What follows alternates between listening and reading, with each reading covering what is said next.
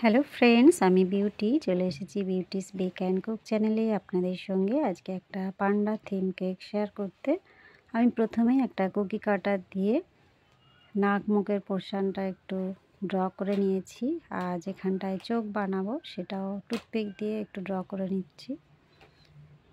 এইভাবে একটু ড্র করে নিলে আগে থেকে শেপগুলো প্রপার দেওয়া যায় আর কি।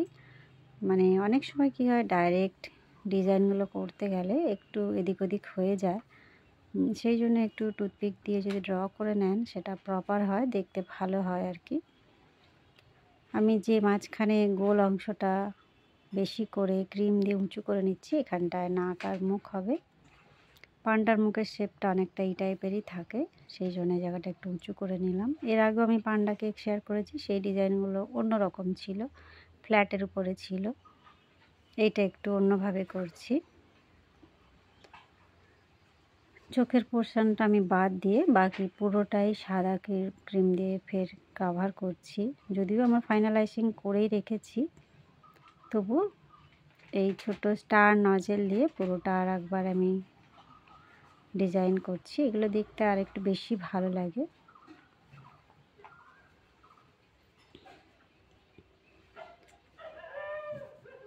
আমার চ্যানেলে বিভিন্ন ধরনের আমি বাচ্চাদের থিম কেক শেয়ার করে রেখেছি। টাইগার ফিশ আছে, ডোরেমন আছে, আরও লায়ন আছে।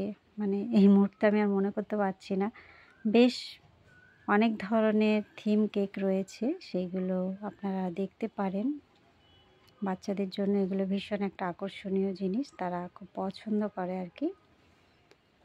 চোখের পোর্শনটা আমি কালো ক্রিম দিচ্ছি। আমি খুব বেশি কালার এখানে ইউজ করিনি, যতটা পেরেছি আর কি জাস্ট একটু কালো করার চেষ্টা করেছি। মানে যত ডিপ কালার আপনি করতে যাবেন সেই ক্ষেত্রে কালার হাতে মুখে লেগে যাওয়ার সম্ভাবনাটা বেশি থাকে। আবার অনেক সময় কি হয়, ক্রিমটা তেতো হতে পারে বেশি কালারের কারণে, সেই জন্য যতটা অ্যাভয়েড করা যায় ততই ভালো। আর যখনই কোনো ডার্ক কালার করবেন কাস্টমারকে একটু বলে দেবেন যে এটা সমস্যা হতে পারে। সে যত দামি মানে কালার হোক না কেন, একটু তার এফেক্ট তো পড়েই যত ডার্ক করবেন। আর যেখানটা আমি নাক আর মুখটা বানাচ্ছি, যে জায়গাটা আমি উঁচু করে নিয়েছিলাম, চকলেট গানাশ দিয়ে করছি। আর গানাশটা আমার একটু স্টিপ ছিল, যার কারণে আমার একটু সমস্যা হচ্ছে।